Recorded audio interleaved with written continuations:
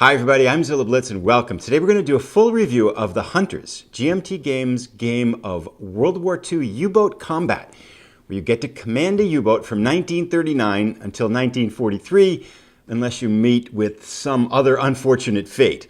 Let's jump right in and get started with our 1-minute power review.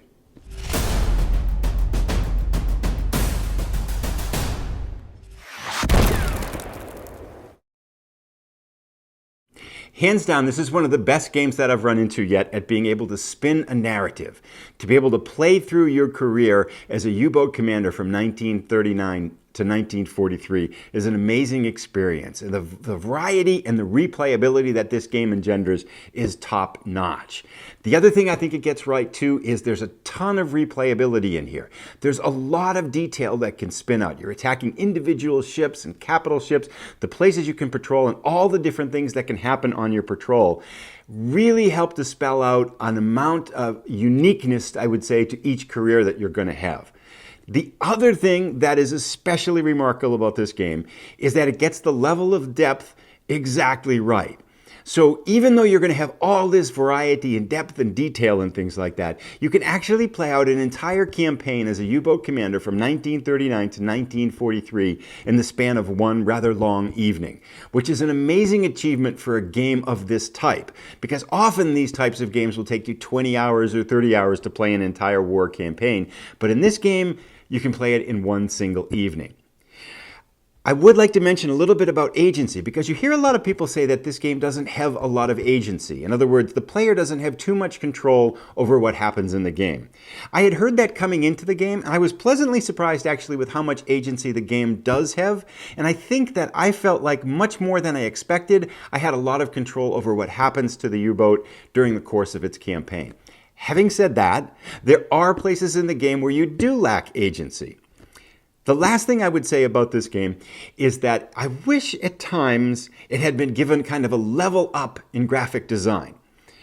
Sometimes I feel like I was playing a novel in that there's not really a lot of kind of design appeal added on to the game itself. You get some charts, but they're kind of very dry. You get a map to move, kind of a little card map to move your U-boat around on as it kind of patrols in the oceans. But at times I feel like the game could do a little bit better job of adding in some color and design to really pull the player into the experience of being a U-boat commander. Now let's jump into our meaty review. So I'm going to start out by saying the biggest thing I have to say about this game is that I think I've had more fun playing this game than almost any other game that I've played so far this year. Since coming back to wargaming, it's been like, about 9-10 months now. And this is just a blast to play. I mean, I can't tell you. And if you haven't seen the campaign series, the 13-episode campaign series that we did with it, that'll give you an idea kind of what gameplay is like. I'll put a link to that up above here. I'd encourage you to check out if you want to see exactly what the gameplay looks like. I was really spellbound by the way the action plays out in this game. And I mentioned in the brief review, there's so much variety for a game that is relatively simple and straightforward. I mean, you get the actual names of the freighters and the ships that you're attacking, the way the dice rolls work to kind of play out different patrol zones and the different risks and advantages where you're going, and how each patrol zone plays out subtly differently. And to capture that tension between depth charges and avoiding aircraft, and whether you have to go in and you're going to try to sink another ship, or whether you're going to call it quits and head home to your U-boat pens, all of these different things just kind of spin out. And sometimes you have a patrol and it's a complete cakewalk. You go out, you sink a couple ships, you come back, nothing bad happens. And then the next patrol, it can be the exact opposite. You're basically hoping and praying that you're going to kind of avoid getting depth charged and sunk on the bottom of the ocean.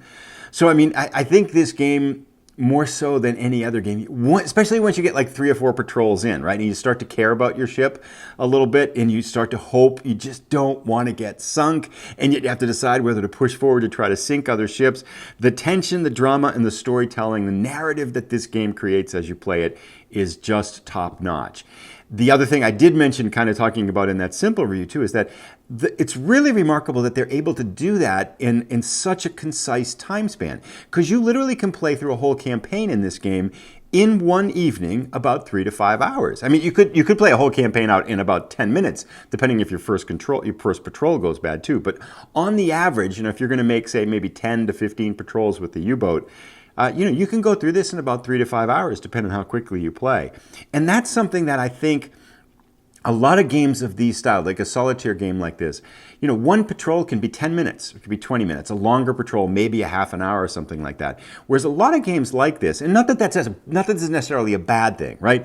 But a lot of games that do this type of format where you have a solitaire kind of game, each patrol or each mission can often be an hour, hour and a half or something like that. So then if you're looking to play a campaign with a whole game like this, you're looking at an investment of numerous nights, maybe a week or two, a couple of weeks to kind of play through the whole campaign with your plane or whatever it is that you're going through. And that's where I think, which really makes this game quite a bit different than other games that I've played in this type of format, is that idea that it's a very concise campaign. And when I was first playing, I was kind of wishing, okay, I wish I could kind of line up the torpedoes and stuff like that, because basically you just determine your targets and your distance and your depth, and you just fire away. So there's not a ton of calculating going into whether you're going to fire your torpedoes and angles and all those kinds of things and getting a kind of a firing resolution, all that kind of stuff. And I was thinking, gosh, it would be nice to have that.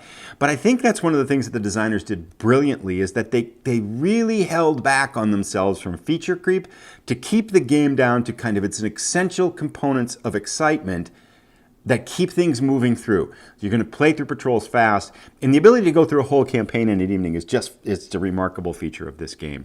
And then the replayability too, in terms of just patrols and careers. And you've got a number of U-boats that you can pick from, and time periods you can start with, and then you've got the U-boat commanders that you can play as to try to match their career. So there's tons of little subtle ways you can either start a career later with a different U-boat, try to play as a particular commander, that adds in just so much replayability. And I guarantee you, if you get sunk like halfway through your patrol, the first thing you want to do is you just want to start again. You don't want to stop. You want to keep going. So in terms of kind of drawing you into the game, creating this exciting experience that you're playing, I think that this is one of the best games I've ever played in terms of being able to do that. And again, this is one of 4 games in the series. I'm going to move on to some of the other games now too. So I'm kind of got high expectations now for these other 3 games, but The Hunters really does a remarkable job of it. And the other thing too with this as well is, 1939 starts out pretty easy.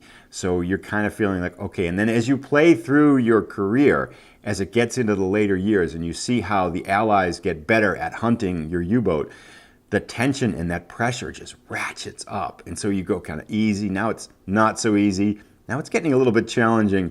And then when you get into 1942, and if you get to 1943, it's just downright hard. I mean, sometimes you're just praying that you're going to be able to make it through the patrol because it gets so hard. So that ratcheting up of tension and pressure as you're going through your career, it's much easier to get sunk later than it is earlier, and you care more about your U-boat the longer it goes. You get to 1942, you don't want it to sink. So you get all this pressure and stuff. It's just fantastic in terms of how they spill out all these kinds of different things. So those are the good features. I'd like to talk a little bit about agency, because I think it is worth talking a little bit about. It is one of the criticisms I've read of the game. Basically, the idea is that you don't really have control often of your U-boat, and you're kind of on rails, and the game plays you, and it tells a good story, but you don't have much control over what happens. I don't think that's a fair criticism of this game. I feel like there's a lot of places in here where you have a lot more control over your U-boat and its career than I anticipated. But I think it's worth saying that, and I think the way it kind of spells out is there are moments in the game where you have substantial amounts of agency, and then there are moments in the game where you have absolutely no agency whatsoever. So early on, for example, you could very easily go out on your first patrol, you could get attacked by an aircraft, you could not make your crash dive, and you could make a bad roll and you could die. And you have no control over when that's happening. That could happen in your third patrol and you're just dead. And so there are spots like that where you have no agency and you're just going to die. And likewise, there's other ones too, like agent missions and mine laying missions where you're going to go out, you're going to get to your zone. If you make your die rolls, you get to the zone. And then in that zone, the success or failure of the mission is basically a die roll over which you have very little to no control. And you make that die roll and your patrol succeeds, and you fail that die roll and the patrol is a failure. And so again, those are places too where your success or failure could really hinge on a die roll over which you absolutely, admittedly, have very little agency in terms of what happens. So I do feel like there could be places in this game where the agency has a little bit more of a level up. That would probably be nice. Having said that, I felt like as I played through this, I had plenty of places to influence the outcome of the U-Boats campaign. And a lot of them are kind of like, you have this moment of agency, and once you make that decision, it's kind of out of your hands. You know, if you're sitting there and you're deciding whether to go in to attack a certain convoy under certain circumstances, that's your chance. You can either say, no, I don't like the odds here, and so I'm going to bail and try it at a different time. Or if you go in. Now, once you go in, you probably have committed yourself to a very dangerous situation, and you may not have much control over that situation. And to be fair, a lot of the places where you do have agency in this game, they're kind of manipulating a die roll to add a little bit more percentage weight in your favor. You know, if you're rolling, and oftentimes you're rolling a two-sided die, and so your agency is really going to be to shift it from, I need a 1 to 5 to succeed, or I need a 1 to 7 to succeed. So, you know, it's not huge amounts of change, but you're constantly trying to make these decisions to give yourself just that little bit of edge. And sometimes it works. More often than not, that will work when you play those odds. But there can be times where you make all the right decisions and everything just goes south and, yeah, it's just game over. So, you know, I think on the whole, would it be nice if there were a little bit more agency in the game? Yes, admittedly. But I wouldn't let that be a reason to stop you from playing, because I feel like if you really stop and think about things, there are a lot of places in this game where you do have ample amounts of agency over your experience and can really influence things and tilt it one way or the other.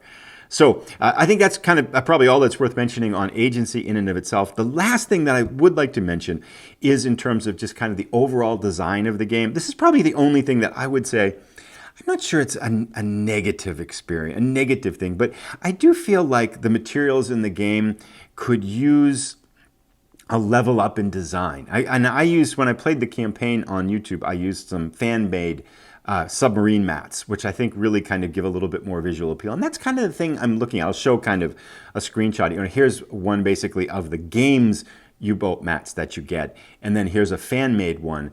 And I think there could be just more color, more design, and a little bit more time spent on like crafting a colorful map that you could use to navigate your U-boat around, and maybe some of the counters and things like that. Certainly the U-boat mat where you attack, I think, is kind of it's functional. It's very, very functional. It makes for manipulating things easy, but I'd like to think we could get the same level of functionality with just a little bit more color, pizzazz, just to help you pull you into that environment a little bit more than the game currently does.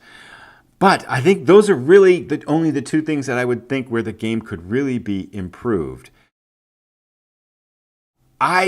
Bottom line is, I felt this was fantastic. And of course, it's a solo game. I should mention that. I assume people understand that going in. There is a way you can play with 2 U-boats in the game, and I didn't try that. I think that would be fine, for sure. But really, this is a game where you're going up against the Allied convoys and the Allied ships that you run into. As a solo game like that, I think this experience is top-notch. And if you do like solitaire games, this is a no-brainer. I mean, absolutely a no-brainer. You can sit down over the course of an evening and just watch this story unfold, this magical story of your U-boat and its successes and its failures and its near deaths and its near successes. And it captures that feeling and that tension of, you know, depth charging and successful torpedo runs and successful patrols accomplished, and coming back to U-boat pens where your U-boat is just basically a beat up hulk, and you're just barely trying to make it back and hoping you don't get attacked in that last transit zone so that you can safely make it back to your U-boat pens and go out for another patrol. And I think this game captures that sense of drama and tension better than anything I've seen in a lot of game formats. So yeah, there's the review. I highly recommend this game. This was one of my favorite games of this year since coming back to wargaming. It's unfortunately right now, it is, making this in December of 2021, it's very hard to get. So I'm hopeful that at some point in time, GMT Games kind of gets back to this series and starts reissuing some of these, because they're definitely classics and more people should play them. They're really fun, and yeah, if you can find the game, get it, because it's awesome. It's really, really good. I mean, I just really like this. There you go. If you've enjoyed this video, please give it a thumbs up. If you're new, please consider subscribing, as we do have about 30 to 40% of the content on the channel is historical gaming and wargaming content. So we'd love to have you along for the ride. Thank you so much for tuning in. Comments down below. Have you played the game? Do you like the game?